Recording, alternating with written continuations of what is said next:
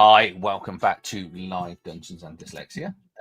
My sound checker was a bit noisy there. Sorry. Yeah, welcome back to Live Dungeons and Dyslexia. As you can see, I am joined with Todd. This second time on, you are. I was thinking about this the other day. I need to put a chart on the wall of see who gets to the third guest first. So thank you for being here. It's great to have you back to talk more about Horde Wars and obviously dropship at some stage once we get through. So we've got my Horde. Well, look, you can tell I'm running it. It's got post-it notes everywhere. Oh, that's great. Because your book doesn't have a contents, does it? It does. Does it? It does. Table of contents right in the front. Oh, okay, yeah. How have I missed that? That is bizarre. I've read this and I've been in this. We're 8 weeks in now and actually having an absolute laugh with it. Well, not laugh. More terrifying the players and then them. It just does this wonderful puzzle, which is what I kind of said in my review, and that's it's nice that it's actually transpired. But we'll come on to that in a second. So welcome Brian, welcome Square Peg Makes Games. Thank you for being here. Yeah, I think everyone's going to know who you are, but do you want to just sort of introduce yourself, Todd? And then I'll stop hugging your book like a weird man, and I'll put it back on myself. So my name's Todd. I go by DM Blackwall Online. I'm one of the two authors of Horde Wars Advanced and also Horde Wars Basic. Horde Wars Advanced is a medieval role-playing game that's D12 based. It's designed to play a lot faster than some of the more popular role-playing games in the market, while maintaining a fair amount of tactical depth. And like he described it, like Adrian said, fighting certain monsters can be a kind of puzzle where you're trying to figure out how do I kill this thing? How do I get past its defenses and take it out? Or how do I take it out efficiently and not get hurt really badly in the process? And so that's been really fun. We've had that out. The PDF came out in January. Physical books came out in March and I believe May, respectively. March for the soft cover and May for the hardcover. And then we are currently working on a sci-fi game called Dropship that uses the same core rules, which are just 11 pages or so of this 300-page book, in order to do a sci-fi game as well. So that one should be out, Lord willing, June of next year, possibly May, if everything lines up correctly. Well, we need it May now on all the things we were talking about before the camera stuff. Yeah.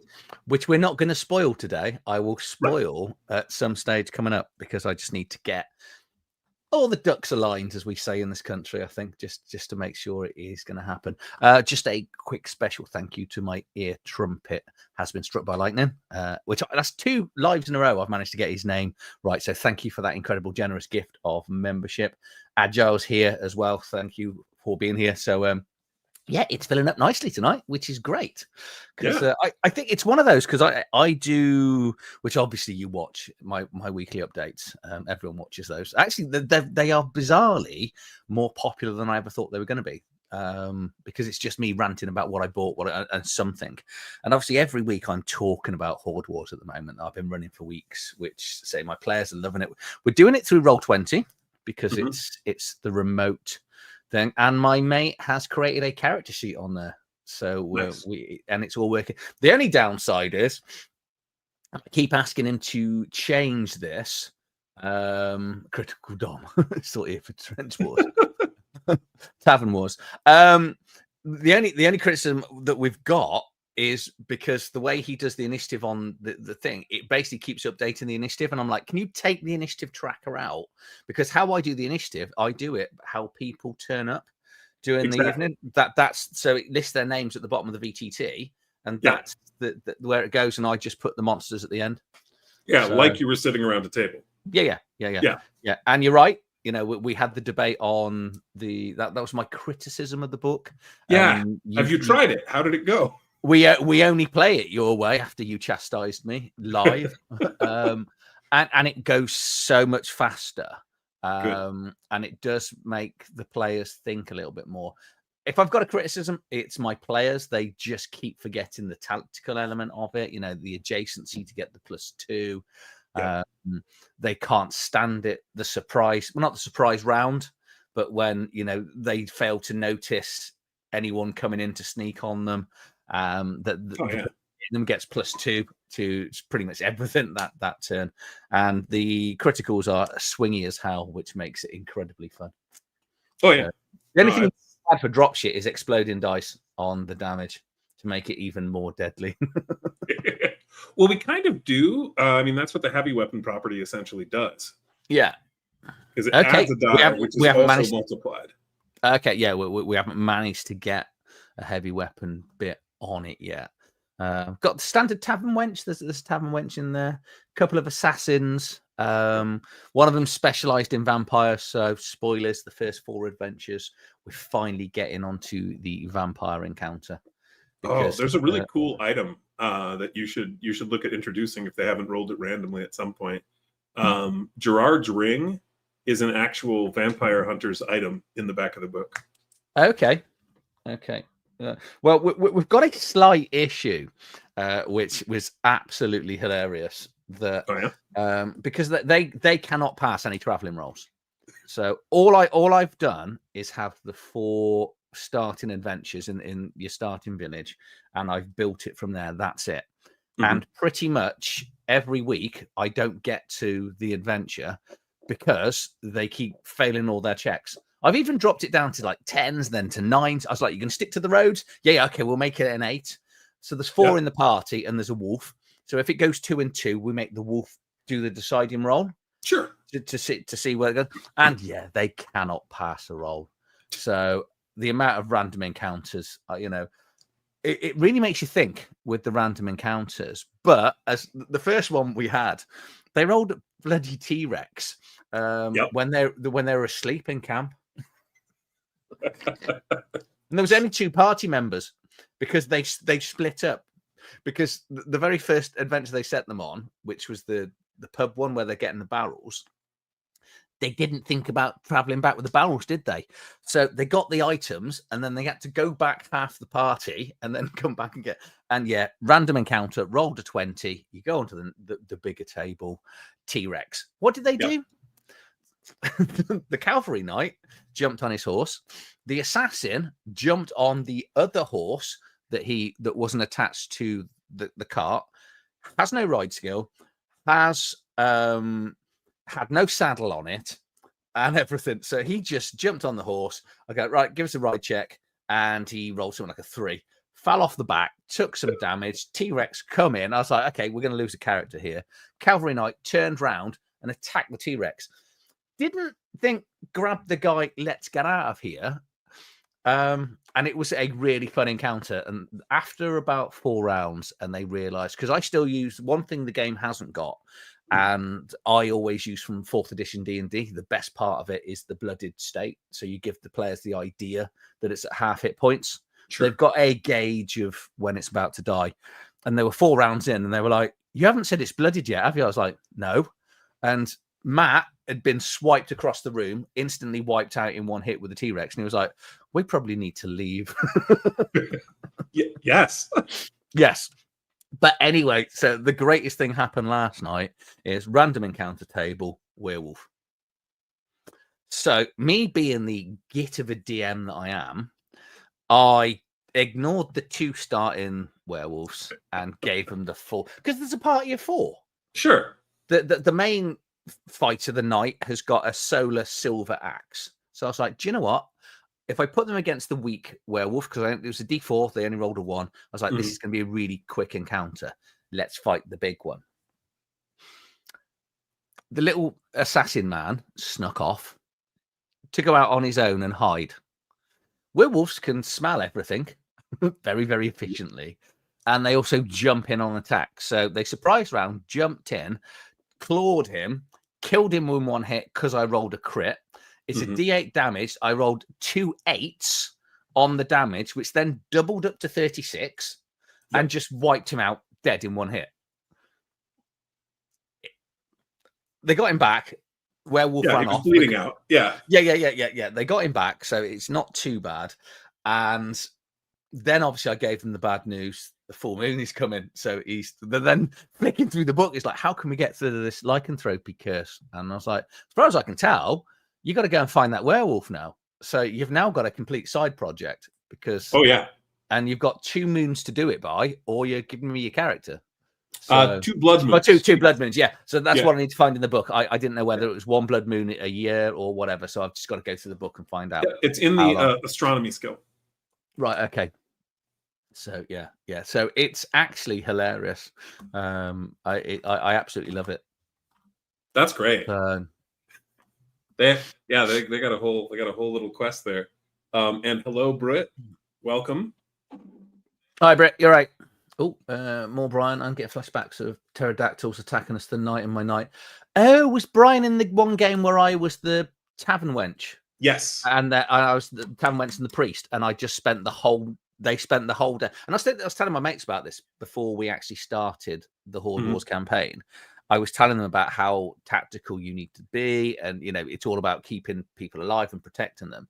And then the 2 nights were just absolutely amazing for keeping because all my character could do was heal. Yeah. And dodge the first attack. That's it. And social manipulation, but that wasn't what you were doing. No. So being the face and healer of the party, which there's so many games now. When I'm playing, I'm just like, I just want to sit at the back and let people just go off and have all the attacking fun, and I kind of want to do more sort of social stuff now and healing, keeping alive. But yeah, it's great. So we want more expansions. Good. That's what you need. I've got Nate and I have got one in the works that we're actually kind of waiting on the basic expert, because once he's available, he had previously said he would do cover art and a couple maps for us. So we just got to make that happen, ideally before December, so that when we're done writing for Dropship, then we can jump right into writing that, which is intended to be a full mega dungeon, written out for you, that introduces some new monsters and some new magic items and that kind of thing. Yeah, as well as some more lore for the world. And then we have an author who, I'm not sure when she'll have the project done exactly. We have an author who's working on a short story collection intended to be sold as a single volume of stories in the setting to introduce lore and stuff that way. Yeah, we've had a number of people asking for that, and we're like, okay, this is probably a good way to do that. And then we've had 2 or 3 different people reach out interested in doing adventures who seem to be making progress on adventures. We've had others reach out who have not shown any progress. But Brian is one. He's working on an adventure. Guy named Matt is also working on an adventure, and I hope that those come to fruition and we can help them get those out. Brian's just plugging something himself, working on adventure stuff and exploring the Cult of the Deep Ones. Yeah, that's what he's working on. And then I don't know how to say it, Comrade. Yeah. I see your note. You can actually order physical if you'd like. We can get you a hardcover. Soft covers are only in the US, but our hardcover printer is able to do individual orders. And so if you order it through our website, we can ship it to you. But you will have to pay something like, I don't remember, €7 in import tax. They call it something specific in Ireland. I don't remember what it is. But we've shipped to Ireland before, and you'll have to pay a tax at pickup when you go to your local post office or whatever. But you should be able to ask them about that ahead. And if you have any questions, reach out to me directly through Twitter or through email, which you can get through our website, blackwallgames.com. The email is just hordewars@blackwallgames.com. And I can check back and see how much it is exactly and what the tax is called. Yeah. Because Foxoff RPG. So if you follow Foxoff RPG, he was the person that had to pay it, wasn't it? So if you're on my Discord, come into my Discord, or if you're on Discord, join my Discord, or join Foxoff RPG's Discord, and we can ask him, and then I can let you know exactly what that was. I'm sure it was less than €10. I can't remember. I think it was 7. Yeah. if I remember right. So, but yeah, we'll call it 20, and then we'll pocket the difference. So. No, no, we're not allowed to collect it or pay it for you. Actually, that's the weird part for Ireland. Like some of the other countries, we can actually just pay it for you. Cool. But Ireland won't let us. Nah. But it's worth getting. It's very worth getting. But yeah, I when I'm running it, I have the physical book out and the PDF open because I need more pages because there's a lot going on. For 11 pages of rules, there are certain rules just tucked away somewhere else. Sometimes you're like, why isn't it where I want it to be? Because you've written it all alphabetized, which is not in the definitions. Yeah, in the definition section, that's alphabetized. But then usually, unless it's a very common game term, we will tend to repeat the rule in the relevant section. Yeah. So, for example, the rule for rolling for weather is both in the core rules and in the sailing rules chapter, and it gets repeated because we figured you might need that if you go sailing. Do you know what? The weather hasn't changed once in my adventure. Well, maybe look at that sometimes. Yeah, I always say, as a games master, it's the thing I'm by far the worst at is remembering to change weather and describing smells. Mm-hmm. I'm really good at. I think I'm pretty good at visuals. I'm sure my players will tell me that I'm not. But when it comes to smells, I'm terrible at just bringing that sense into a game or changing the weather. I don't think it's ever rained in Horde Wars yet. Yeah, it's been pretty much dry and overcast. It's been fine. Yeah. Well, for the astronomical events, you're supposed to roll those seasonally, basically. Seasonal events. So stuff like a blood moon or certain comets or whatever. Yeah. Basically because the people in the setting don't actually know exactly when the next event is going to happen. And you will find a few examples if you look. We have about 43, I think, described adventure locations in Horde Wars Advanced, about half of which are focused around Grimstead, and about half of which are for the larger setting. And those, you'll find some examples that will incorporate smells and other senses in a really short, usually a heading like 2-sentence explanation of what is this place or what does it look like for the different locations. So if you want examples, you can check there. There will be a few at least. I know the inns for sure mention smells. Yeah. Do you know what? I'm just now going to play on my dyslexia. So I'm going to use my disability card, and then you can't blame me.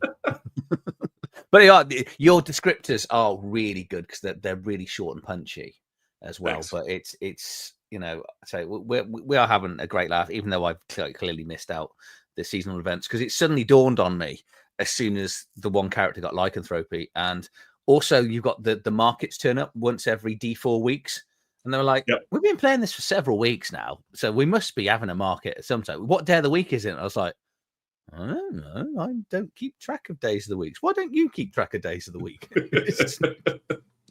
Well, I think if you want a lazy way to do it, 1-to-1 time is a real easy way to do it because you can just look at the real world calendar and be like, yep, it was that long.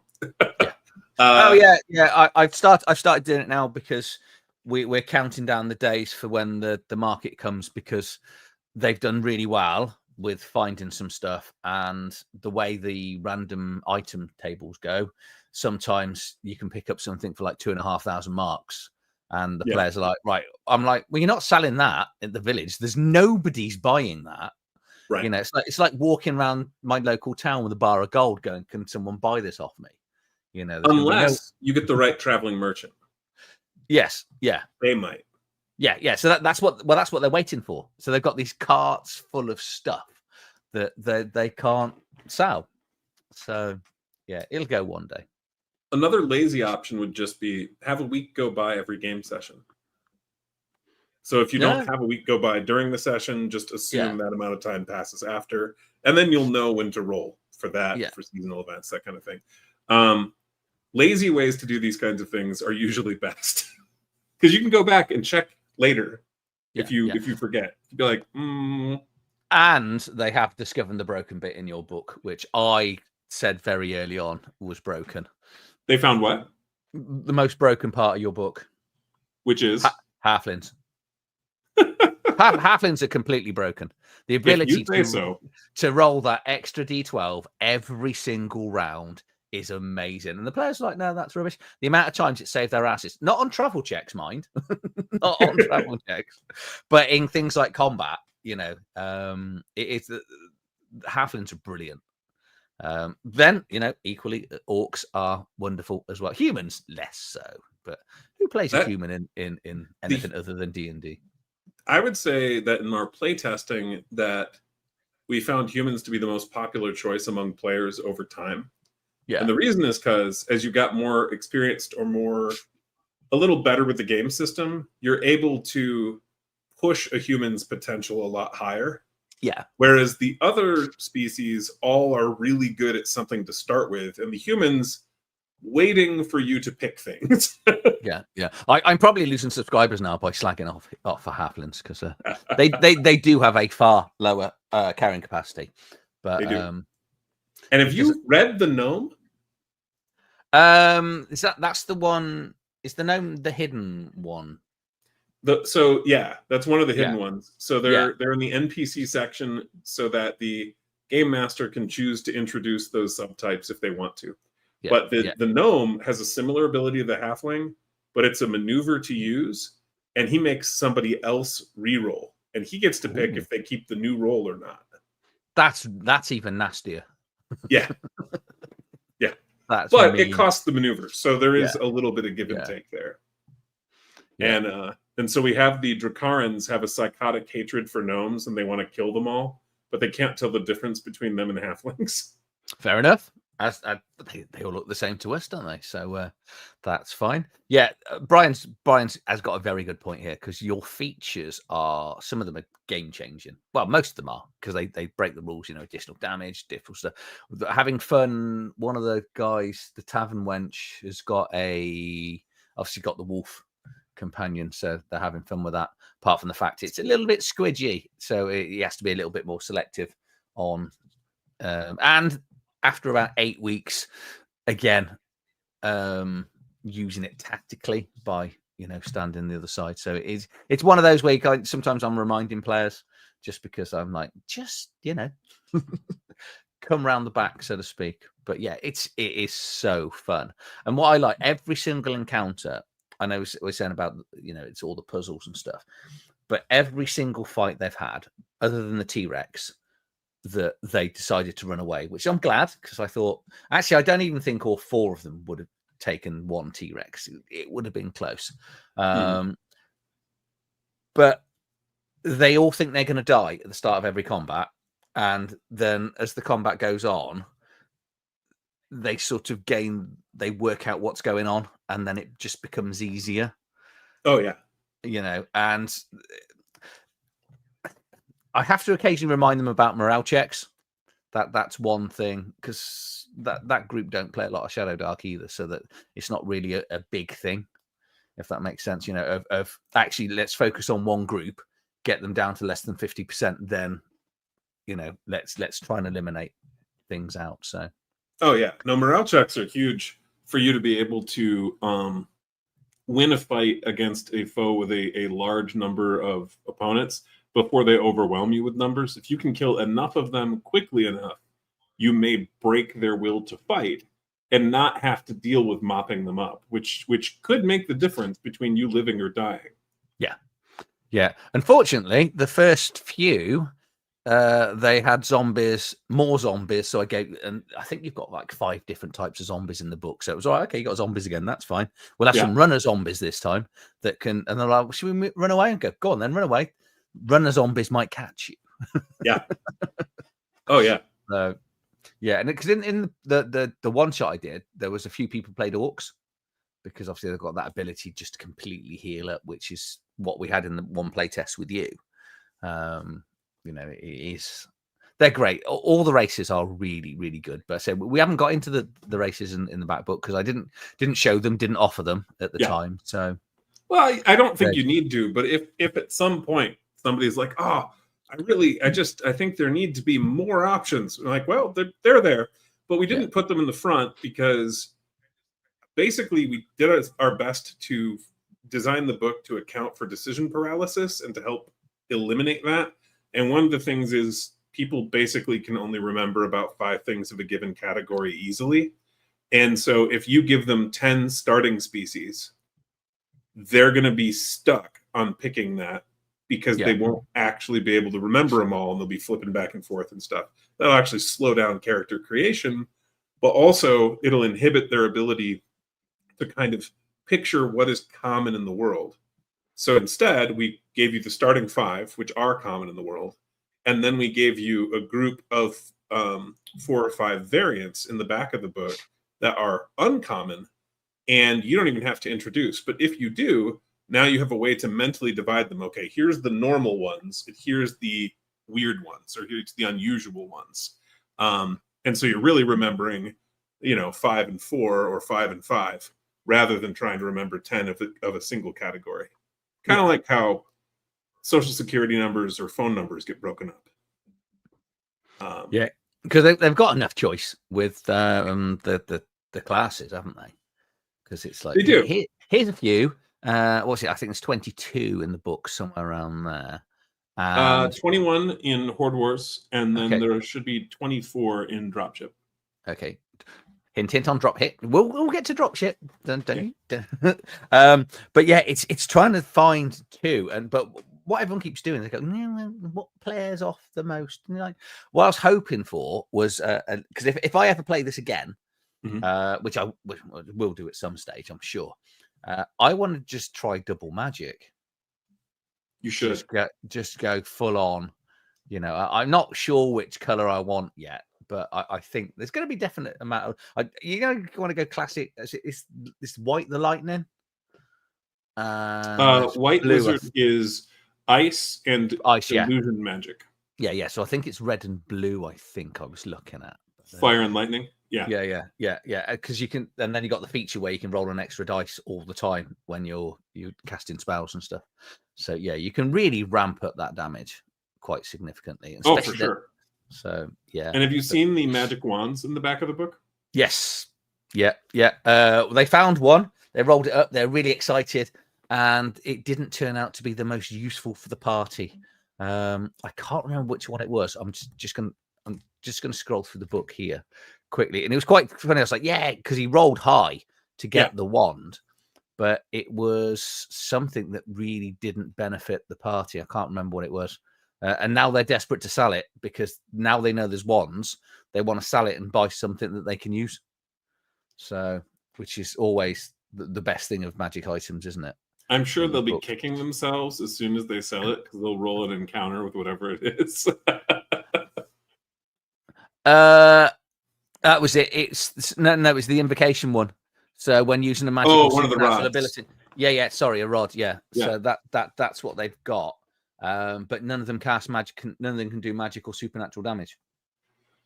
And it's the damage one. Yeah. That makes sense. So typically they got the most expensive one, but none of them can. But that's the fun of rolling random items. It is. But the wands, though, that's what I was asking about. They're hard to find. I think there's like a 0.2% chance of rolling one, something like that. Right. Yeah. But if you do roll one,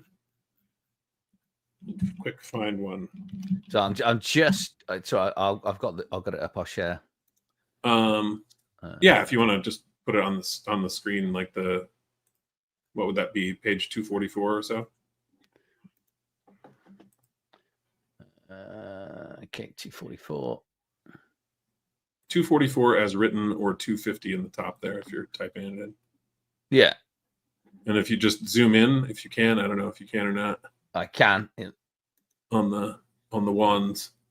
So at the bottom there, the Wand of Dawn gives you a +2 to your magic skill. Now, this is in the D12 system, so that's a really big boost. Yeah.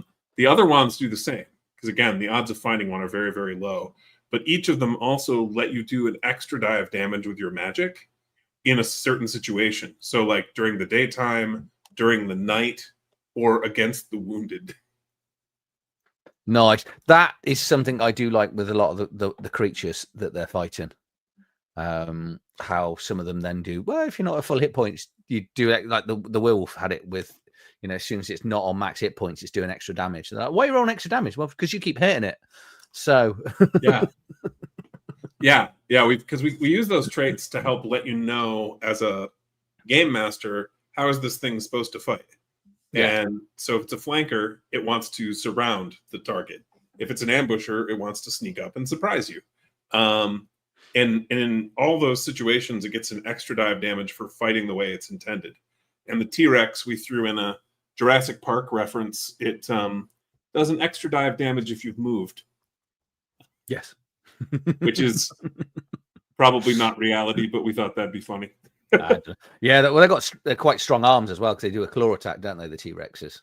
They do. I've been next to a T-Rex forearm bone, or no, the upper arm bone, and that's bigger than me. I'm just the bone on an adult T-Rex of the upper part of the arm, and that is, I mean, I'm like 6'4" and like 300 pounds, and it's bigger than I am.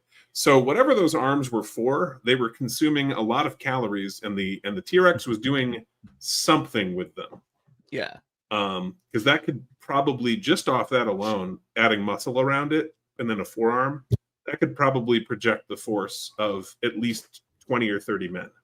Yeah, it can certainly shoot a human vampire assassin, hunting assassin across an encounter. Yeah. And one-shot him. So, they've gone. No, go ahead. I was going to say, they're slowly realizing that, it's quite a resource-heavy game as well, that they need to sort of be a little bit more, maybe not going out adventuring and taking a little bit of time in between, because they're relying on magic items for healing. And obviously, the little old lady in the village hasn't got many left. Well, she's got one left. Oh no! Yeah, and they haven't got a lot of money because they can't sell the stuff they've got to buy things. So they're just off to do. Once the vampire's done, they've got to go and get all the stuff for her, and then I think we're taking a break off it, because we try to do a month to 2 months and then just cycle off other games. So, but now the lycanthrope is there. I think we're probably going to carry on for another week while they solve that one as well. So let's see what the other random encounter brings in. So Brian wants, Brian's going Scold Blue. So, and then Dev here is going Wizard Tavard Wench for defensive maneuver. Yeah, that'd be pretty good. Especially using the court wizard. That's true. My whole group needs to be orcs, but half the group are halflings and brother and sister halflings. And I do love it when they roll a 1 or a 2 on that extra D12, though. There is part of me. I'm not a mean games master by any means, but because they're all my best mates and we've been playing together 30, 35 years, we can quite just openly mock each other when rolls go wrong. I wouldn't do it, if it was a normal group, if that makes sense, because it can be a little bit hurtful when you roll a 1 on your attack, then you roll a 1 on your D12, and then roll another 1 on your additional D12. But there's something fun about that meta game that you get from just playing with the same group for years. Do you know what I mean? I do, because we've got the one that's if you're watching this, Rob is he's the most cowardly person. He always plays an assassin that hides at the back and things like that, because he just likes that's his character. But we always know when things kick off, he will not be at the front. If it's a choice between saving someone and him maybe taking some damage and hiding at the back with his bow, that's what he's doing. In Soulbound, he plays this tree creature, and it's got this ability to hide in the ground. He's the main front fighter, and he'll attack, then hide in the ground. I'm the healer, and I'm like left there going, "What am I going to do now?" But yeah, it's quite standard. You just know your players, don't you? Whatever's going to happen. Yeah, there are definitely some personality things you'll pick up on over time playing with people, and sometimes they'll change. Like I've got a player who is not cautious basically at all, who has started learning to be cautious in the last couple of years. He, when playing Horde Wars or playing Dropship, he actually doesn't burn his maneuver. He waits to see if he's going to get killed, so that he's got some kind of defensive option. Whereas in the past, pretty much every game I ever played with him, he would just go all in on offense. Yeah. And then occasionally get cut down. Yeah, I can't think what the knight is combined with. It's some sort of sword fighting speciality thing. And so he's got the shield maneuver. He automatically blocks, takes no damage from the first attack. He's got a smite attack on his maneuver, because most of the others have only got 1 or 2 maneuvers, and I think Paul's got 4 or 5. So he has to playing Crusader. Yes, yeah, he's a Knight Crusader, so he's really got to think about the amount of maneuvers that he's got on what he does, because it's really a split between trying to kill something with that smite ability or trying to save something else, because other than him, nearly everyone else is quite squishy in the party. Yeah. Sounds like to me that if one of them gets killed in the near future, I'm trying. They should make a warlord. Yes, yeah. Matt was a warlord in the one shot I did. He was a warlord orc. He was the orc warlord, which was pretty impressed, because is the warlord the one that you can help other people have another turn? Yeah, to give them another attack, or have them move, or can do a rallying cry to help the party for a moment, give them some hit points, get them back on their feet. Yeah. But the warlord also is in heavy armor, which is the other reason I mentioned it, because they may not be the best at frontline fighting, but they can also be in the front. Yeah. Cool. Usefully. Yeah, and the other one that they played with for a bit, which I was sad didn't go into the main campaign, is it's the one that does the ground attack that hits everything with branches. What is it? Just gonna scroll back, because I've zoomed in. It all looks a bit weird now on my book. Are you thinking of the Acolyte, perhaps? Yeah, the Acolyte, which has got that Thorn Lash, where it does 2d6 damage against targets within close range. So, yeah. Now I should perhaps clarify, or if you keep reading an Acolyte, you'll see that is individual targets, target. Whereas later it'll give you a defined area and apply that attack against all targets in that area. I may have got that wrong, because he was hitting everything with it. That's okay. But you'll pick it up, I'm sure, in play over time. And if you've got a normal sized party, I'm guessing this is like 4 to 6 guys you're playing with, probably. Yeah, four, yeah. Yeah. You're only going to see like half the careers. Yeah. And that's if they didn't double up. Yeah. I think we've got 2 assassins, which is because they all did it all. They all went off and did it all separately. Better with Bacon's here. Hello, Bacon. Hey, Bacon. So one really cool thing, I think that the guys who like playing commanders will enjoy, is we have kind of a souped up version of the warlord for dropship, as well as one with fairly different abilities, but some that are similar, meant to command starships as well. So we have 2 different ones, one for like the starship scale and one for in person. But specifically, that command strike ability is there, but it adds a die of damage as well. Yeah, I'm looking forward to dropship, because I think we were talking about it the first time around, because fantasies are far easier sell to people. And one of my group, Rob, detests sci-fi. You know, he's one of those where I really have to sort of drag out to play sci-fi, which is really annoying. I ended up selling the whole of my Starfinder collection because of him, because he just wouldn't play it again, despite me buying it all through him when he worked in a shop at a discount. So I've just looked at the irony of that he helped facilitate me buy, and I bought everything. There was every book I could get. And yeah, it never got played because he went, I don't like sci-fi. We played Traveller, and he just kept pushing his luck. And obviously the problem with Traveller, you push your luck, you suddenly get too old and then you're rubbish. So yeah. I should note that, like Traveller, if you foolishly choose to play a character who's fairly old, in Dropship, you can die in character creation. Good. Finally, we have a game where you can die. So you probably should play a relatively young character, because in that game, your lifespan is very much a resource, because it's frequently taking you 3 to 6 months of your life just to get to each target. Oh yeah, of course. And then get back is another 3 to 6 months. Maybe a month at the least each way. That adds up very quickly. If each session you're burning maybe half a year of your life and you have a human lifespan, you maybe don't want to start out as a 60-year-old. Yeah. Do you roll random encounters as well? So, is my party going to keep failing random encounters? So random encounters.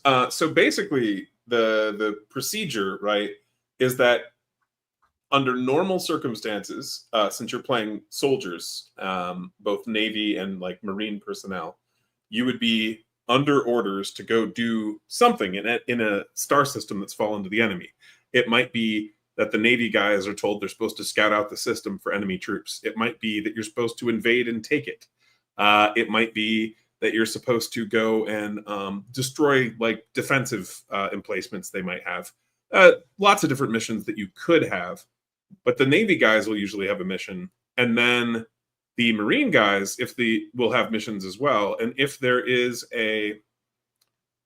it's an invasion of a planet, for example, and you're supposed to take the system, assuming there's one habitable planet, because there could be none effectively, there could be a couple, but assuming there's one, the Navy guys have to take out the enemy ships and stuff, and then the Marine guys have to do 1d4 ground missions, just like the travel encounters. Except if they stay on the planet too long, then they're going to actually bump into the travel encounter rules, because they're going to start bumping into native flora and fauna. Okay. So they're going to have to deal with the things native to that world and not just the aliens they're fighting if they stay on the world for too long. Yeah. So some of the missions can include things like taking and holding a place for a D4 days, or occupying an enemy settlement for potentially weeks or months. A lot of the other missions are much shorter, like take this enemy position, or destroy this objective, or rescue this downed pilot, or whatever it might be.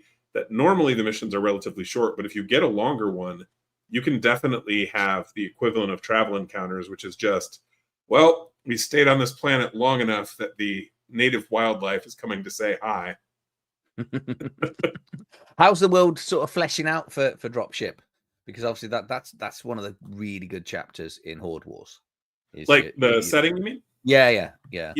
So the setting, we have some older drafts. I have to rewrite that entire chapter though. But the idea is that humanity spread to about 100 star systems, and then aliens noticed we existed and decided to take our star systems.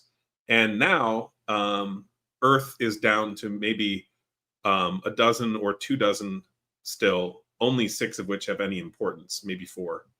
The rest are just, fairly new colonies.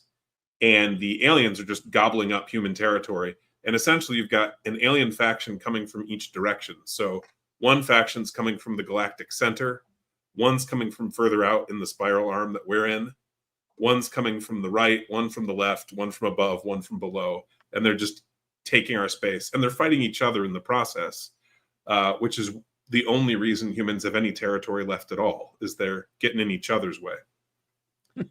And the humans are going to lose unless the players take action. And the players start as relatively low-ranking members of the military, and what the idea is, we'll have a starting campaign to give you a sample where you're focused on fighting mostly one of those factions, but will occasionally bump into the others, and trying to stabilize a single front. Not even really retake much, just stabilize it so those guys aren't pushing in anymore. And we want to use that as a model so that the game master knows how to run other fronts. Yeah. And I think this would be really good as a clubhouse game because you could have multiple teams fighting on different fronts very easily. But also if you wanted to play successive campaigns in the same setting, it would be pretty easy to do that because you've got so many enemies.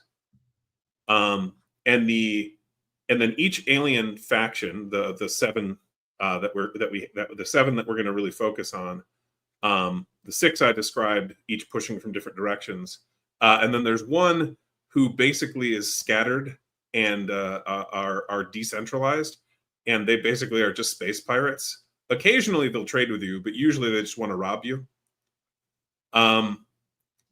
And so these alien factions, though, will each have like a 2-page spread similar to the nations in Horde Wars to give you an idea of kind of what their most important systems are like, or what their culture is like, and that kind of stuff. And then I think we have like 73 ship stat blocks, as well as the information you need to make hundreds more. We have, I want to say, 20 or so, 25 space stations. We're working on having, similar to Horde Wars, we're working on having about 200 beast monsters and NPCs to fight. It's definitely a different genre. So there's kind of 2 scales of combat. There's the starship one, as well as the personal scale combat. You know, the difference between we're fighting an enemy fleet and we're boarding the enemy ship. Yeah. So that's, I don't know. I don't know if that answered your question well enough as an overview, but if you want to look at some specifics, we could totally talk about that. Yeah. I think it's probably a good opportunity to sort of move more into drop ship now. I should have said earlier on, actually, obviously, if you are watching and you've got any questions, then just ask questions. You know, just throw them in the comments if there's anything you want to ask. Obviously, this is a great point. The D12 is the best die, and everyone's aware that the D12 is the best die because it still rolls sufficiently without being silly, because the D20 goes too far and the D10 doesn't roll far enough. I'm inclined to agree, but that's really cool. Thanks, Agile Monk. But that's why the One Ring is so good, because it's a D10 system that rolls a D12. So no pressure here from Dev. He wants you to do a Pirates of Drenax style. I don't know if you've seen the Pirates of Drenax box set for Traveller. It's huge. I've got it up here. So yeah, I think that could be really fun. But we intend to have 1 or 2 fairly short and to the point pre-written adventures and like introductions to a campaign, similar to our starting area in Horde Wars. Not in terms of your freedom to do whatever you want because you're in the military and you're going to be getting orders to some degree, but in terms of like the length, we probably, what is that, Adrian, like 20 pages in the book? The back of the book for the setting. The setting, not the setting, but the starting area chapter. Yeah, where we give you like the sample adventure and then the stuff around Grimstead. Yeah. I think it's about 20 pages. Yeah, it's not a lot, is it? Because you got the 4, you've got the one shot, which is 2 pages. You've got the first 4 quests effectively, and then you've got it's about 20, and then all the chunk of traveling merchants. So yeah, sort of around there. Well, Brian's favorite die is D6. So Shadowrun 5th edition. Is 5th the latest? I think it is. I've played every other version. No, 6 is the latest, isn't it? I think 6 is the latest. I think, yeah. So I never played 5th. I stopped at 4th. So I've still got a lot of 4th. But Critical Dom's question, of course, is the answer. Actually, the Space Pirates are a group known as the Knicks, and they are our homage to what I can only describe as a Hollywood trope, because in almost every sci-fi setting, pretty literally, that goes to screen that has any significant number of aliens, there's pretty much always a greenish-skinned, pointy-eared humanoid. Why is an interesting question. It's mostly because it's cheap to make those costumes. But the Knicks definitely play around with that trope, and I've produced by kit bashing several Knicks miniatures to demonstrate at conventions. But if it helps give you an idea, most of them are kit bashes between Warhammer bits and Drow miniatures. Oh, cool. To make them. How's the convention sort of live plays going of Dropship? All going well? Well, we aren't doing Dropship at conventions yet. Oh, you're just showing them in. Is that's it? But we did have, like, Critical Dom was here at my place like in the last 2 months playing a sample game. Okay. So he got to try it out along with a bunch of other guys because they came and played. The first day we played a game of Horde Wars and then a game of Dropship, and then the second day we played a sequel game of Dropship. I don't remember being invited. What's that? I don't remember being invited. Well, if you would like to come to the United States, you're welcome to. I'm banned from America. Are you? Yeah, I can't get on an airplane. I'm terrified. No, we were sort of looking at. I was looking at doing GaryCon and North Texas next year. North Texas seems to be sold out, as does GaryCon. So, you should do North Texas. Yeah, it's sold out. I can't buy any tickets. That I'm not sure if it is. Last I checked, there were about 40 left. But if it is, you can actually still go. You just buy your ticket at the door. It just means you won't have a booth. Yeah. But in terms of attendance, you'd be able to attend. And for that matter, I know a bunch of people who plan to be there who you'd probably want to interact with. I know. It's the other problem we've got this year is, well, next year is June. It's my son's GCSE year. So it means I'm disappearing off while he's taking his actual exams, which probably isn't the best fatherly duty thing to be doing. But we're going to see how it goes. So it might not be for a couple of years, but yeah, North Texas seems to be a really good one to go to. GaryCon looks quite nice. I do like the idea of going to Gen Con, but it's probably going to be too big for me.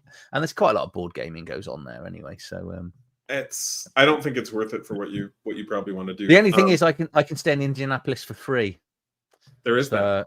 Yeah, because one of my mates is out there, so he says anytime you're in, like people do, anytime you're over, just let us know.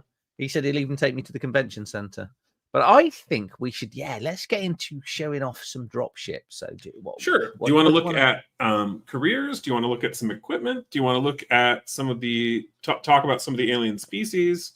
Do you want to look at some of the artwork we've had coming in? I mean, what interests you? Yes. Well, we can't do all the things at once. So you have shown me the careers. We looked at the careers a while back, didn't we? Yeah. So let's do aliens, I think, tonight. Sure. I'm quite interested to seeing your good old greenskins, see what they're up to. All right. And obviously any art that you've got, because the art when we looked at it before was really good. All right. Let me go here. Share screen. Share. Okay. So, now you let me know when you've got that up. Let me try and zoom in a little bit. I can't do a ton or it'll just distort everything, but something like that. Let me check if that's legible in another window. Yeah, looks. If I can read it, looks like you're there. All right, cool. So the Balmori are actually two species. And they're from a single world in which the world's surface is ice that is directly exposed to vacuum. There is no atmosphere above the planet surface. The surface is actually ice touching space. There are a moon or two like that in our solar system. But underneath the ice, we have oceans, and these two species, the Balmori and the deep Balmori, are both native to this world where there's basically pockets of atmosphere underneath the ice, essentially in interconnected caves, and above the ocean. And every once in a while, a crack will appear, and everyone in a cavern will get sucked out into space. Sweet. So they were quite aware that space existed. Yeah. And also in their culture, being when the Deep Balmori won the war against the ones from the closer to the surface, their whole social structure meant that the deeper you are, the higher ranked you are. Okay. So it was only the kind of disposable people who would be near the surface, because at any given moment they might die horribly. The Makes odds sense. of that happening are quite low, but it could happen. And so they essentially have a both a physically stratified society as well as a caste system that is based on their two different species. Do you know what? I think if I had my own world, that's how I'd run it too. Yeah. Yeah. I'd make all those, you can go out by the surface. Yeah, you just stay out there. That's fine.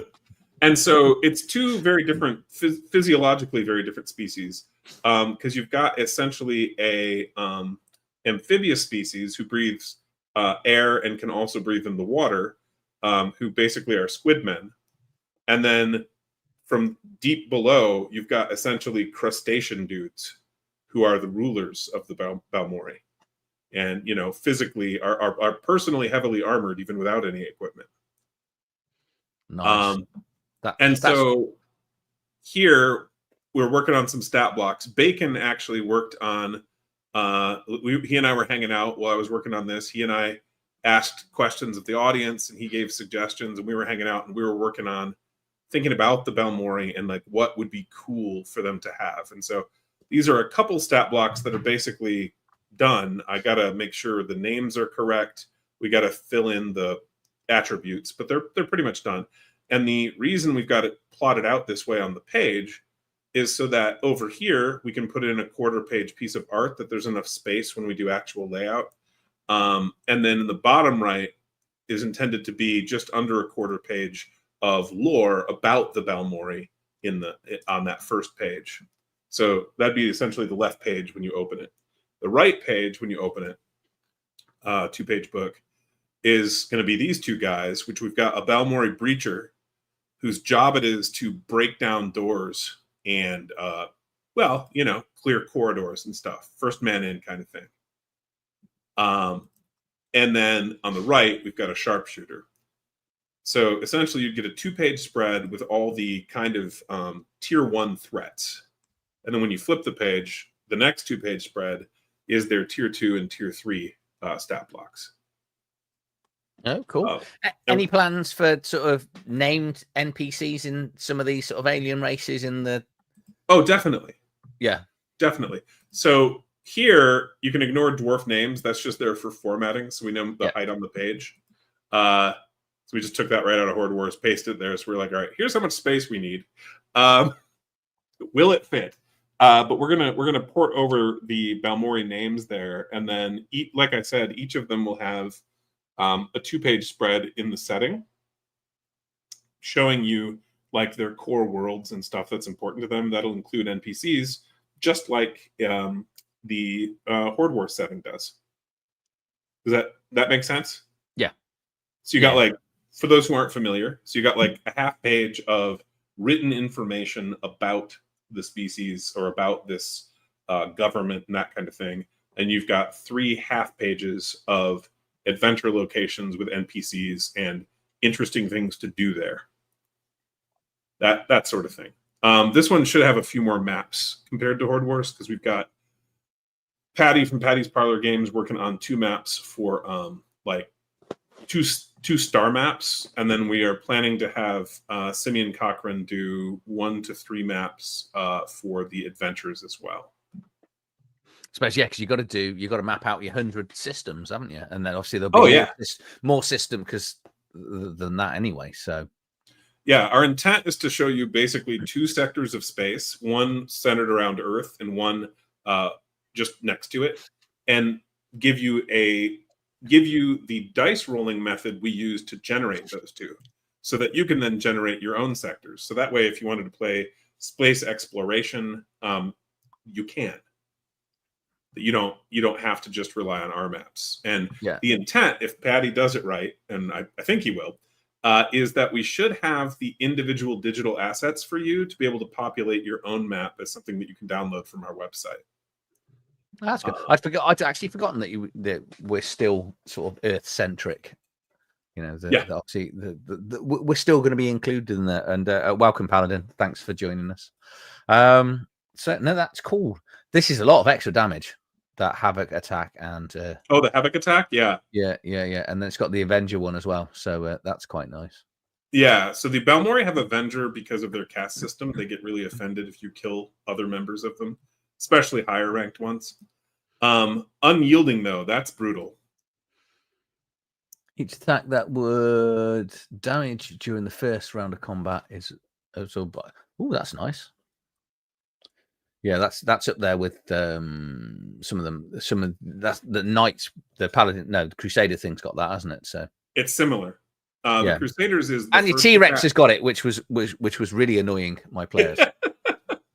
So yeah, it's so funny when you roll a crit and then you go, no, you haven't done any damage whatsoever.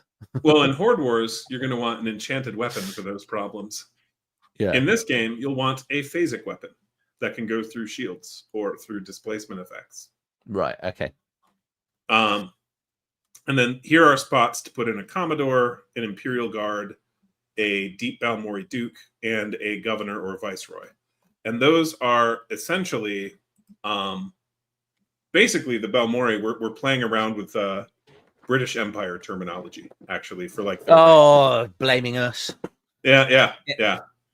For the Balmori. Are you going to put them all in red coats as well? No, red. That would be funny though. Although there are lobsters, we could make them red. I think we should. on behalf of the whole of my nation, I think we will laugh about it, and you won't get anybody getting upset and crying over it. So. Yeah. The Enlari, these are basically kind of the Greys. Are you familiar with that idea? Yeah. Yeah. From X-Files. So, yeah, and so they've got telepathic abilities. They're into stunning and disabling and capturing targets. And because they're smaller and physically weaker, they will tend to be supported by robots. And so they've got like armed automatons who fight for them as their main frontline fighters. So it's like was it Stargate, the Asgardians in Stargate, when initially you thought they were these big, powerful, sort of godlike things, and then you find out they're these tiny little weedy creatures that had managed to obfuscate how tiny and weedy they actually were. Yeah, and they do the same thing. They use at the starship scale, they use drone fighters, so they're not even in their fighters. Yeah. You know, there's just rows of these guys flying them remotely from their larger ships.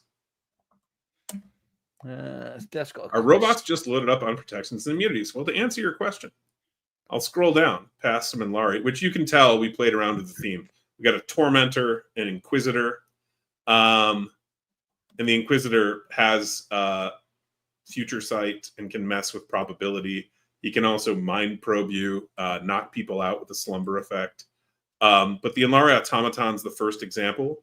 So here's the immunity list. It's not maybe as big as you were imagining, but it is reasonable. Yeah, but it's also then mixed in with a load of protection. So true, but that protection list is the same across all Enlari armor. Yeah.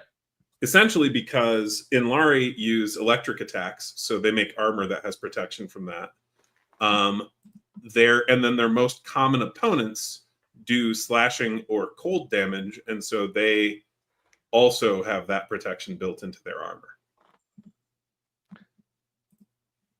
But the actual immunities are just compulsion, because you can't mind control a robot. You could maybe hack it, but not mind control it. It doesn't have a mind. Disease, same thing. It could get, something planted in it, but it's not going to get sick. It can't be healed. You can't give it drugs and have the robot get better. It can't be poisoned. And then it is immune to toxic damage, because that's basically like the venom from a snake bite would be a Yeah. toxic damage example. It doesn't hurt a robot. Do you know and what? so that's each immunity is specific to it just being a robot. I just thought of something that you could add, but it's probably a lot of work. So you're going to want to ignore me. But things that like a weakness, things they take double damage for. Well, I mean, that is functionally true already. We deliberately made sure that blunt they had no protection from. Yeah. Partly because the Inlari, the little dudes, are pretty squishy.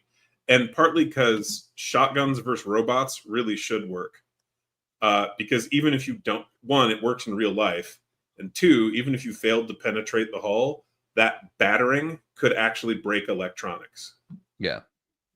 And so there are some vulnerabilities of a sort. So this dude, though, also ignores morale and doesn't need to eat or breathe, again, because it's a robot.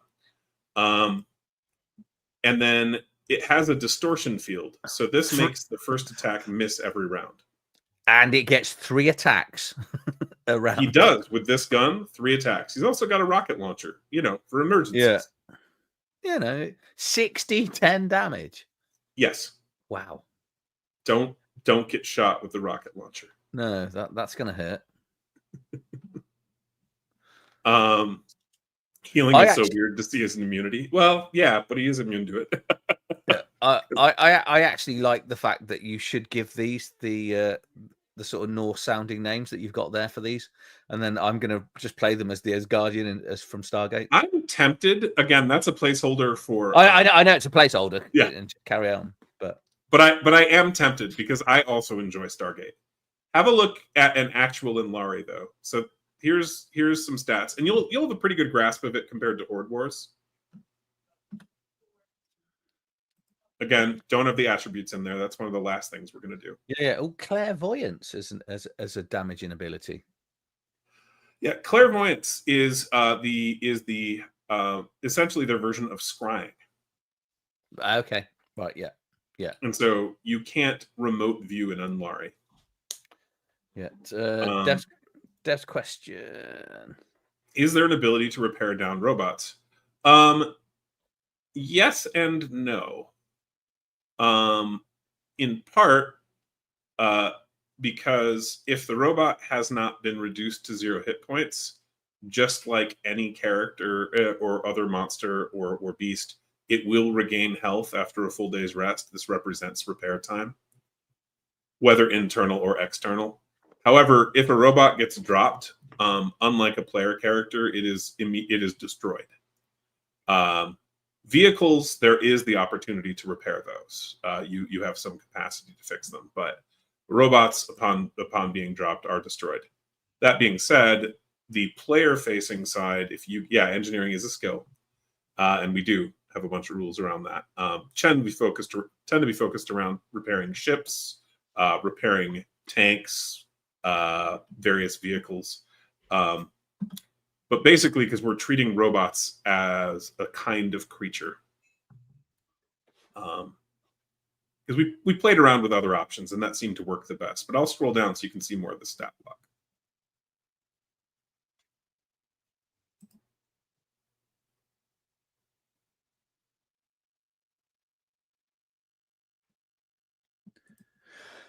Future Sight's nasty, isn't it? Yes. Creature of your choice within short range immediately re-rolls an ability check or skill check, which obviously includes an attack. It does. Skill check. So that's going to be fun. So extra dice damage. Only 2 attacks with their arc pistol. Well, we can mind probe you. He can.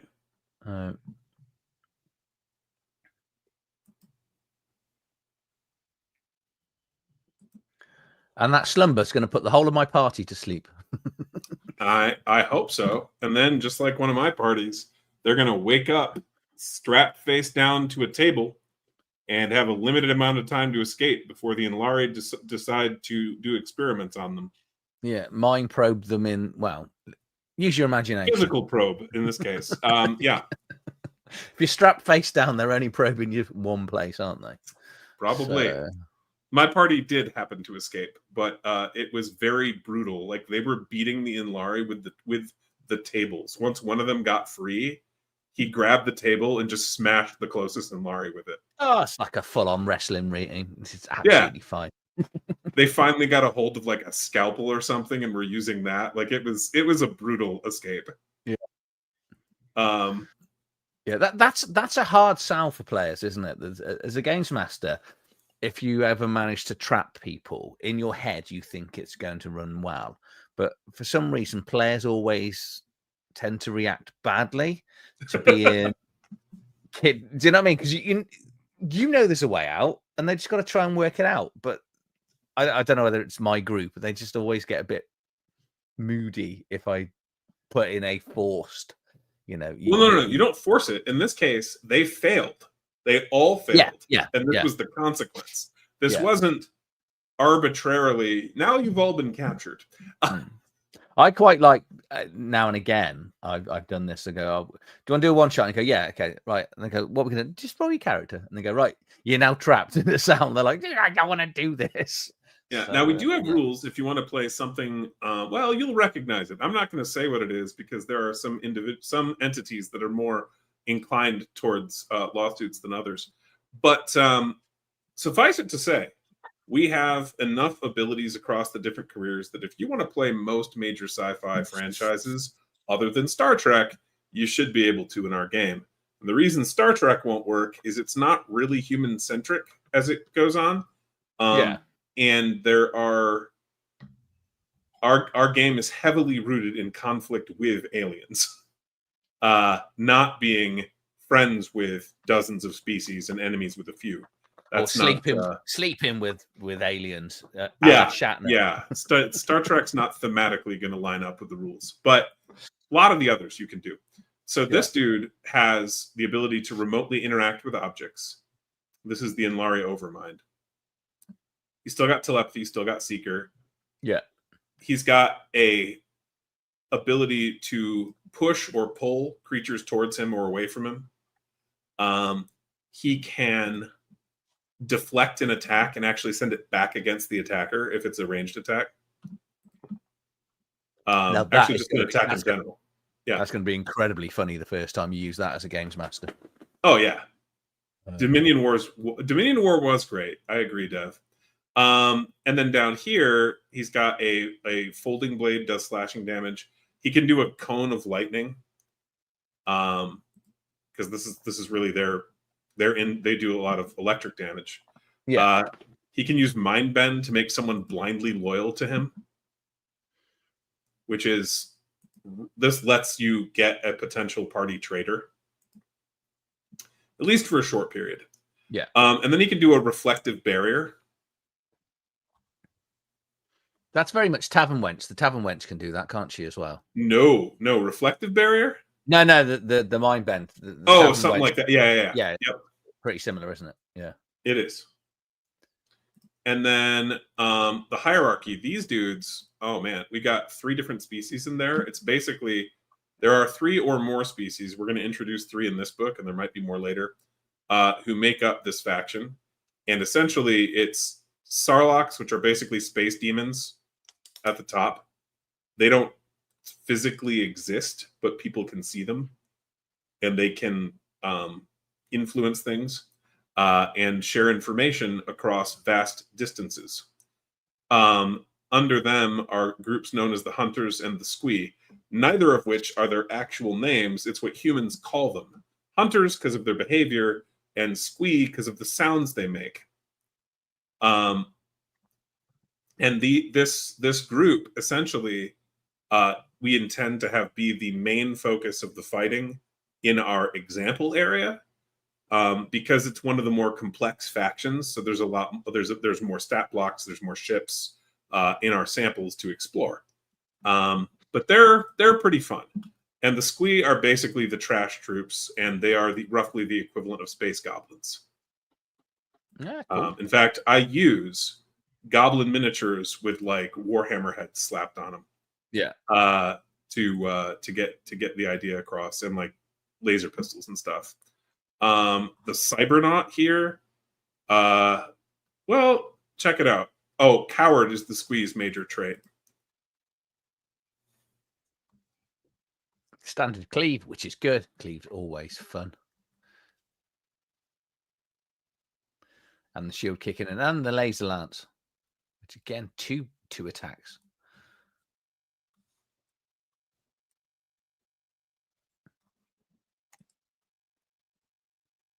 One thing I don't roll a lot of as a games master, I don't seem to roll a lot of crits, which is always disappointing when you get the additional things like that, where if you score a crit, you do an extra die damage, or sometimes you're knocking prone and variety of other stuff. Clearly, you need to put more enemies against your parties so that you can roll more dice and crit more. No, it's because we use Roll20, and Roll20s, the dice is so weird.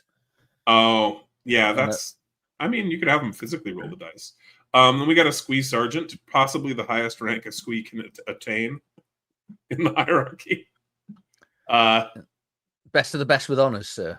Yeah. And I did make a miniature for this guy for demonstration purposes. But he's got a grenade, laser rifle, and the ability to command some of his allies. And you'll notice the command strike does, like I said, extra damage. Yeah. What you need is an alien race that once they fail a morale check, they just spontaneously combust, doing like 2d6 damage to everything next to it. And Brian and Dev, yes, you could play Starship Troopers, and yes, you could effectively play something akin to Halo. The Hunters, you can ignore that the stat blocks here because they haven't been ported in. We basically this is our 5th draft of this game. We've had this in development for over half a decade. And so we've got several previous iterations that we're porting in with the latest rules, or in some cases, writing whole cloth and testing, which is great. The Krill are the insectoids. They are the Starship Troopers target. And they've got a climb speed. So like the Balmori, both deep and surface Balmori have swim speeds and the ability to breathe underwater. Yeah. One of them can only breathe underwater. The other one can do both. These guys are good at climbing, the Krill. And then we're starting to branch out into other species. So a Krill scarab is part of this insectoid group, but he's physically different. He's got a shell and he can fly. And so he's heavy. He's more heavily armored. He's got an actual fly speed. He's got battle hardened, which is an ability you should recognize. A lot of these abilities are new, but that one is from Horde Wars. Yeah. And yeah, heavy disruptor, mandibles. Armor piercing, always handy. Oh yeah. Read the heavy disruptor. Let me know what you think of that in a sec, because it does something interesting if you crit. Make 2 attacks against target with a long range of 1d12 acid damage. If you score a critical hit, roll an extra damage die and apply that attack against each target adjacent to the initial target. That's a bit mean. Yeah. So it can actually like explode. Yeah. And then we're working on more Krill down here, and including like queens and consorts and stuff. So the Nyx, these are the guys I was telling you about before. They're the space pirate dudes. They actually have photosynthetic skin. And so they don't need as much food and water because they're deriving some of their nutrition from sunlight. Yeah. Your imagination is mad. I dread to think what your dreams must be like. Oh, wait till you see the monsters sometime, man. These are just like the people. You're like just plucking random weird aliens out of nowhere to go, this is and some of the aliens we've developed actually will be in this game as monsters instead of a different faction. Yeah. Like the original draft of the Inlari and a species called the Vori will probably be in, the Vori for sure, will be in, but as monsters, because the Vori are basically lithivores that, among other things, can eat your ship. And while a funny, intelligent opponent, they're probably better as monsters. Yes. And so here we're working on the Nyx, and then if we scroll past them, Nyx, by the way, are a matriarchy.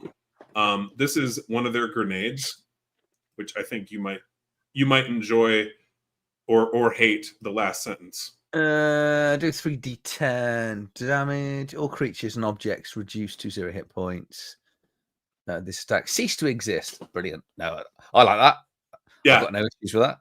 No resurrection for you, or your supplies are just gone. I assume resurrection is going to be dealt from a technological point of view. Right. So in this game, essentially, you have an ability called "This One's Alive," and if someone's dropped, I think it's within like the last minute, you can actually get them up like once a day as a medic. Yeah. Because this happens in real life. In real life, in a lot of war scenarios, including for some guys with like really impressive records, they appeared to be dead and were actually put on the dead pile, and then like someone saw them blink or saw some like frost from their breath and brought them over to the medics. Like they literally got sorted out as being dead and turned out not to be. And so that kind of inspired that ability. It's either a minute or an hour after they drop that you can do that. But other than that, no resurrection.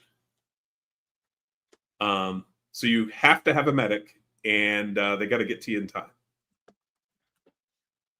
So you should have. We actually encourage you to play at least 2 characters in this game, not because you need them to play them at once, but because you might want to have someone who's useful at the starship scale, and someone who's useful at the personal combat scale. So you can decide who leaves, because the Star Trek Adventures 2nd edition does that, doesn't it? So you have your main character, then your character that goes off ship. Because unlike the TV series where the captain just go, I'm going to go down to the planet. Like, really? You're going to leave everyone in charge? You know? I mean, you can build a character who's useful in both situations. Or just really focus. But even then, we encourage you to have a backup, because we do have permanent injuries or long-term injuries that you can get as a soldier in this. We also have like cybernetics you can get and surgeries to help repair those injuries. Yeah. See, I never mind that as a games master, having people having multiple characters and picking and choosing which one they go out with each week and stuff like that. So, can you freeze store your friend later for a medic? To answer your question, cryotubes make it so that time does not pass for the person inside. So yes, you could theoretically, if you got your buddy to a cryotube fast enough, chuck the body in the freezer and hope to get him to a medic later. Can we cryo freeze when we're traveling?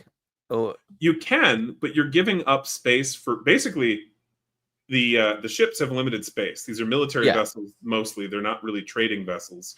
And you have to give up limited cargo space that's available to have cryotubes.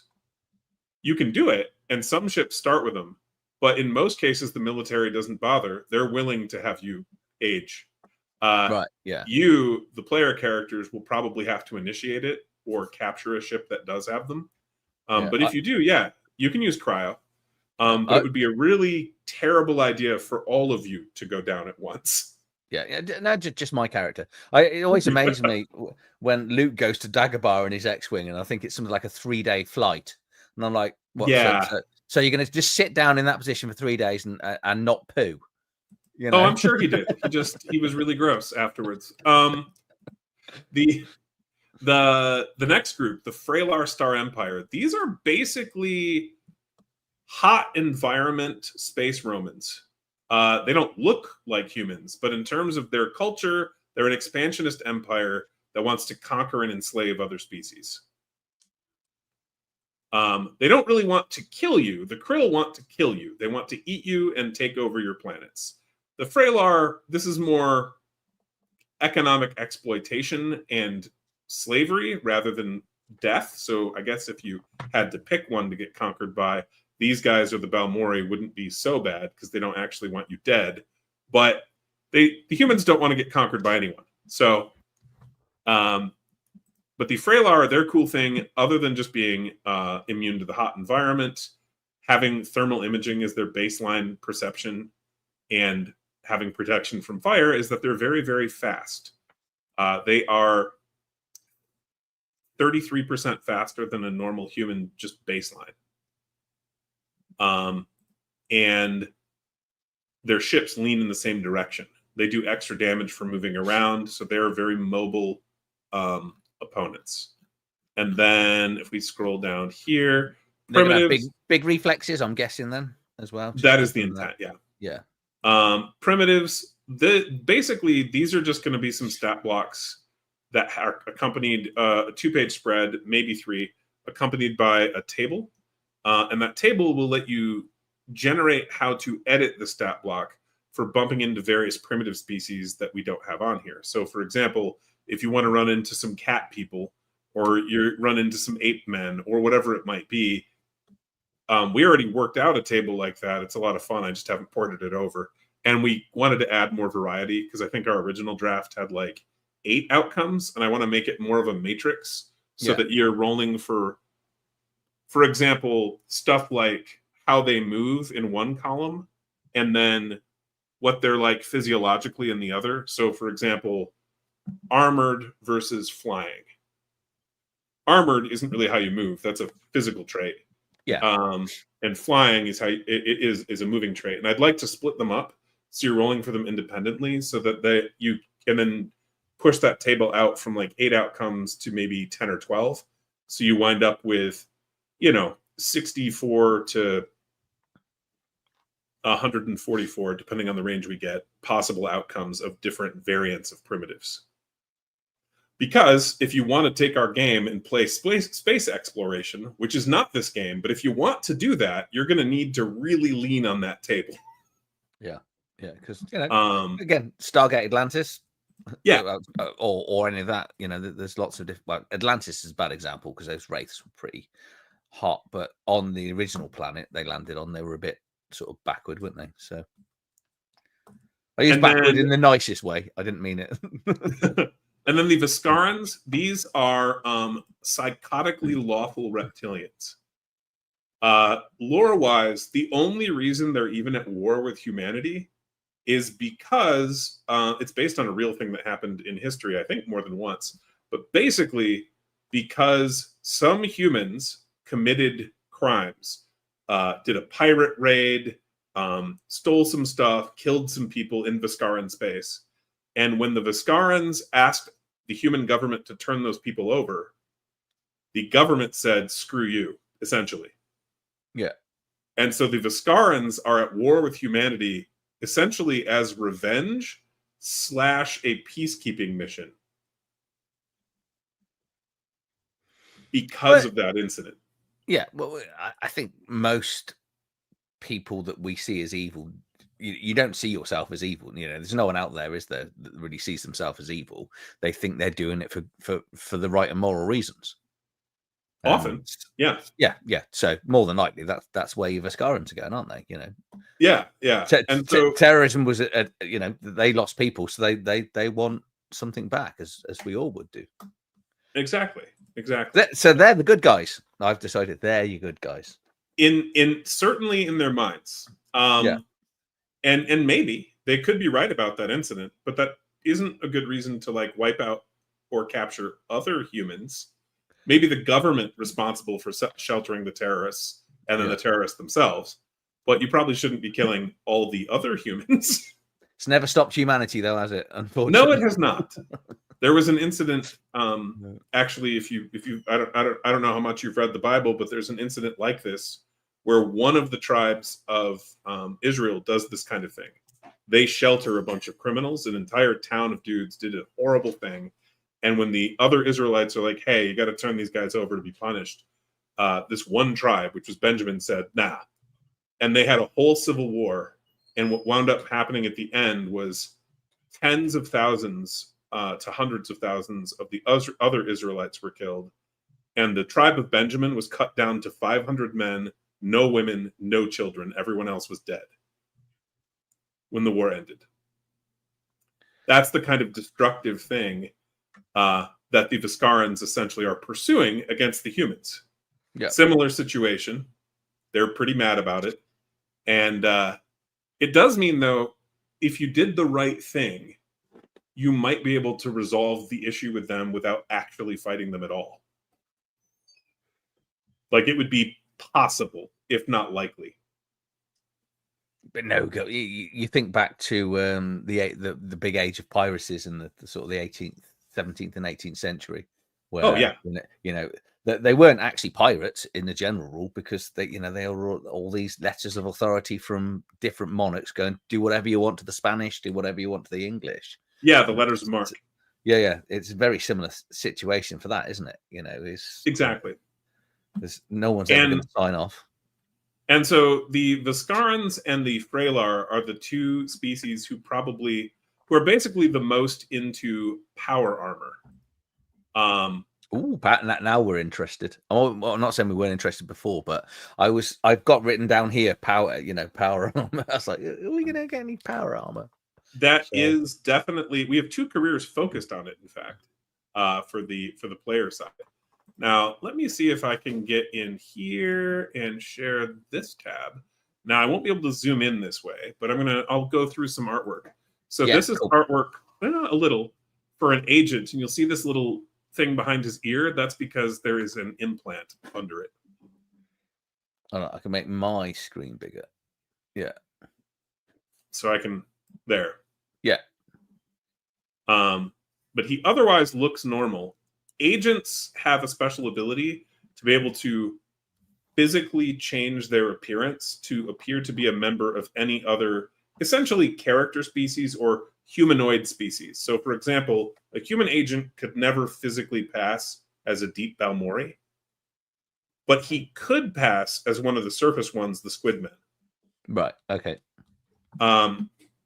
Anyway, that's the intent with the agents. But the agents are there mostly as corporate agents or government agents trying to make sure that the ships stay loyal, because there's a whole human independence movement where basically, because Earth was losing, it pulled back its fleets to protect Earth and Haven, which is maybe the second most valuable human star system. But by doing so, they actually left to the mercy of the aliens a bunch of human colonies that they could have tried to defend. Some of those colonies didn't fall. Most of them did. But some of them didn't fall and are pretty pissed off about being left to die. And to fight on their own. And so there is an actual separatist movement further out in space among surviving human colonies who got abandoned by Earth. And then also there is a whole corporate movement where they're trying to win the war. They do want Earth to win, but the corporations actually want the to win and wind up with most of the colonies under them rather than under the Earth government. Yeah. So the corporations have a very different end state that they want to see in the war. Cool. And they're not entirely united in that, but they're these kind of subplots. So the agents could be representing them as well. Here is artwork for a breacher. So you saw an example of a Balmori breacher, but this is a player character career where your job is to be the guy who breaks into the enemy ship through the airlocks and is the first man in to fight. Same would be true if you were breaking into an enemy base or potentially charging across a battlefield. You want this guy in the front. This isn't the final version, but this is a mostly done version of a bridge officer. We're going to be shifting around his insignia, shrinking one of them, and adding a gold eagle. We have a whole a medal system as one of the ways that you can get statistical improvements. Basically, earning medals helps you get promotions, get paid more, and gives you boost to skills. This is actually just a use of the computer skill. This is showing someone using some futuristic computers. This is a face or diplomat type character. Who you've played the Horde Wars version of. It's not quite the same, but it's similar to the Tavern Wench. I would say it's even less combat focused and more diplomatic focused. But I was a male Tavern Wench. You were. Here is a scene from Haven. We talked about that. This is an actual city in that star system, looking out across it. And Sweet. so, like I said, go ahead. It's sweet. It's good. Thank you. So how many bits of art have you commissioned so far? Because I know, because with Horde Wars, it was most of the Horde art. Wars Advanced has like 100 pieces. Yeah. This will have more. How many more? Depends. We got a little bit of flexibility, but our goal is probably about 150. Yeah. So this is a heavy worlder human. He's got some implants as well. Here is a normal human. He's got some winter gear on. Off to Hoth. What's that? He's going to Hoth. Yeah. Here is a Liberty LMV. This is one of the human ground vehicles.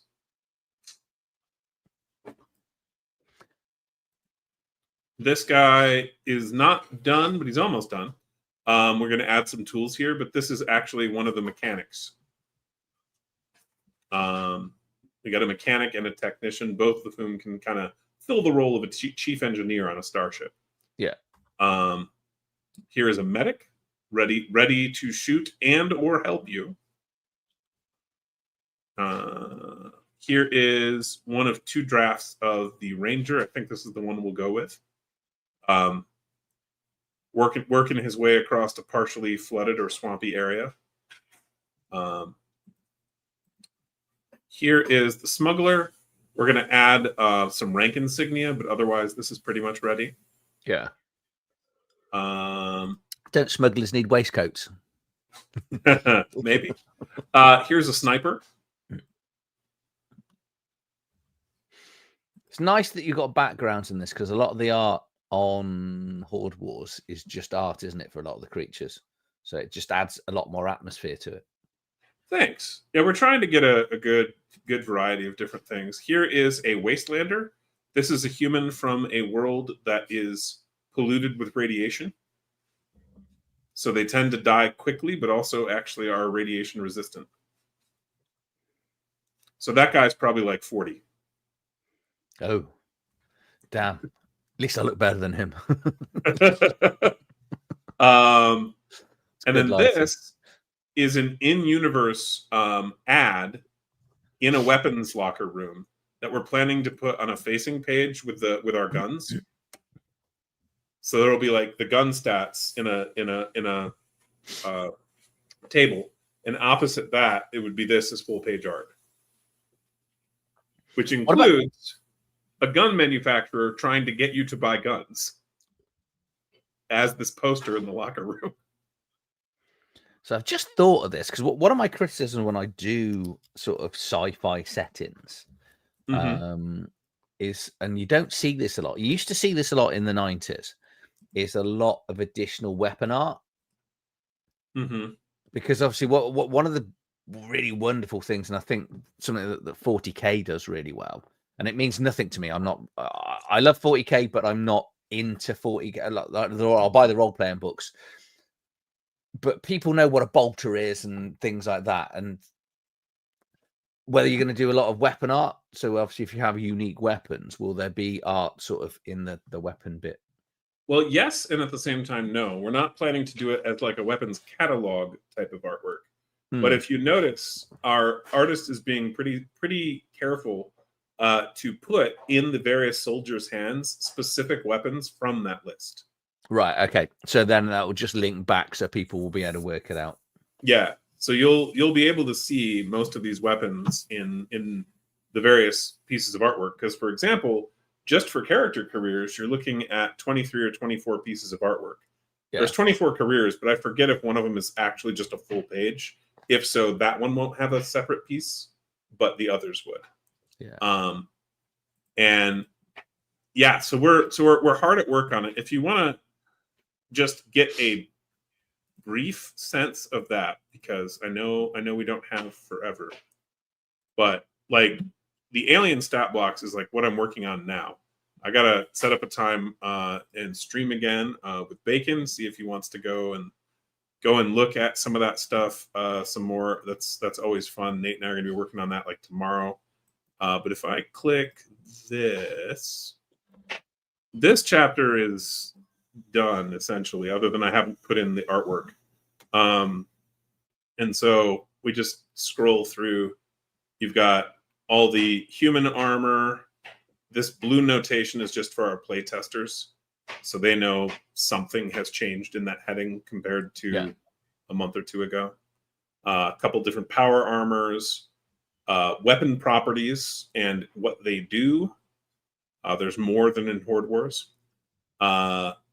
Here's melee weapons, and in these cases, the names of some weapons had changed. And if we continue past that, improvised weapons, that I have to adjust a little.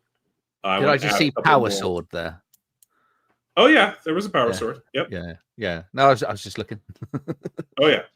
Chainsaws and power swords, always. And if we continue down, ranged weapons, got a whole variety of those. Shotguns, rifles, pistols.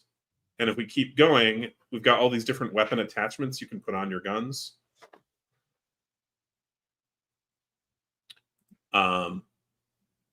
We've also got special ammunition for your guns. We've got explosives with their own set of rules, various grenades, shaped charges, that kind of thing. We've got launchers, which are like flamethrowers, grenade launchers, rocket launchers. Yeah, have a good one, Brian. Yeah, thanks, Brian. And then special ammunition for the launchers. We got this whole chunk of equipment and gear, all different cool stuff to upgrade your character in different ways. We got a full page of different implants you can get for your character. Various miscellaneous toolkits. You'll see highlighted here, flavor text here. That's like one of the last things we would do for a book. And it's basically just so you don't have a bunch of useless white space. Most of the time, what does this item do is what's going to occupy that space.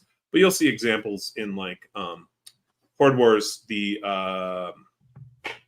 artifact section. Some of them will have more detailed descriptions, and that's because we had space to put them in. Yeah. Other ones, the box was entirely full of what the item does, and that's more important. And then this is just something I have to rules check and make sure that whether or not we are going to have any illusions at all. We definitely have invisibility. There's a whole career dedicated to that.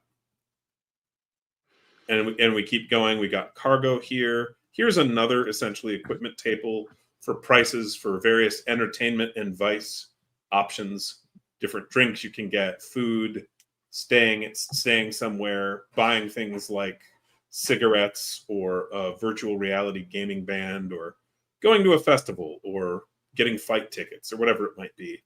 Yeah. And then down here, we've got sample vehicles for the humans.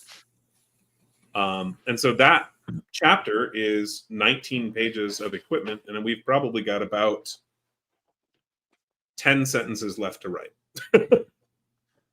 Cool. Just to help give you a sense, and that's just human equipment. I've been working recently, like in the last couple of weeks, on doing the same type of chapter for alien gear. And so here we're writing out different alien armors, and different power armors, different alien weapons, specifically energy weapons, melee weapons that have solar damage or electric or acid or this kind of thing. A plasma shield or a Terminator blade or this shock staff, this kind of thing. And then alien ranged weapons. There's a full page of energy weapons, energy pistols, rifles, even energy shotguns. There's a few. And then we've got some different explosives from the aliens, 3 of which are like the cryo grenade locks you in place, the Nova grenade blinds you, EMP knocks out electrical devices, and then the other 3 are more damaging. And we'll probably add a few more as we go. And then here is where I'm starting to port in unique pieces of alien equipment. And so you'll see I'm building out the structure to place those in. They're all really powerful items, like the distortion suit.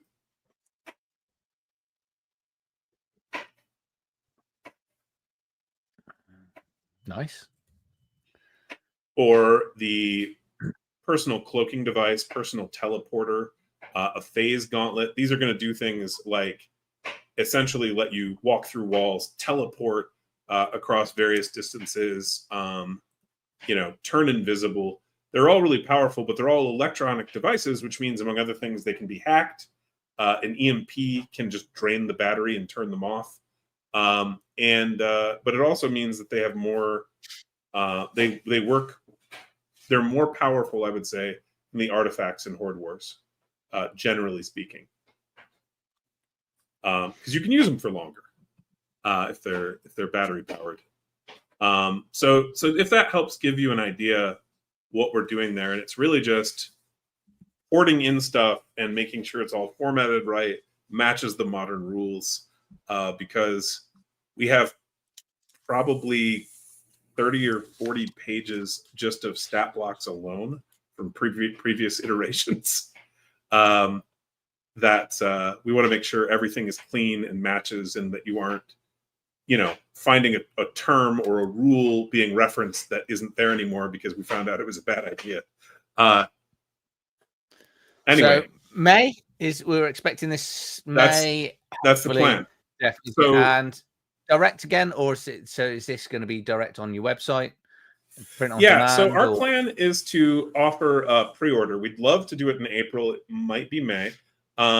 One of the two, though, April or May. We want to do a month-long pre-order period, and essentially, you'd be pre-ordering a soft cover book, and potentially we'll pair that up with a PDF. We'll see how that looks functionally for our website and stuff. And if we get a certain number of pre-orders, then we'll be including a map for you to play with miniatures on if you want to. And if we get a certain number, we would also be fulfilling, instead of with a soft cover, with a hard cover instead. Essentially, Nate and I are willing to personally put out the money to pay for a soft cover print run. Yeah. However, hardcover print runs are more expensive. And so if we get enough pre-orders to cover the difference, we're willing to do a hardcover instead, and essentially take that as an initial loss and fulfill with hardcovers. So that'll be detailed on our website. When we get closer, we'll be getting more specific quotes. But I've gotten ballpark figures from 2 or 3 different companies, all of whom do hardcover printing in the United States. And then for international customers, it would be the same fulfillment plan. We would be simply using depending on which company we go with. There's one company that can actually do international fulfillment as well. So if they can do it, great. If we go with another one, though, then we will use Lulu to handle fulfillment for international customers. Perfect. Well, what do you think of that? Because we based that on a poll. We did a poll and we got, 7,500 different people responded, most of whom appear to be our customers. And we had like 75% say they preferred to pre-order rather than back a Kickstarter. I think I don't think I answered, because I didn't care either way, to be honest. I just want the book. I know that's not very helpful. Yeah. I think obviously from your point of view, fulfilling it yourself is obviously the better one, because you're not going to lose your 5-6% or whatever it is that Kickstarter take. It might even be higher than that. So that's part of it. Like, Kickstarter can help with some marketing, but it also takes a percentage. Also, their transaction fees are relatively high compared to the ones that we get through our website provider. It's one of those that there's no reason why you couldn't do a short run off your back, and then you can always go to Kickstarter at a later date anyway.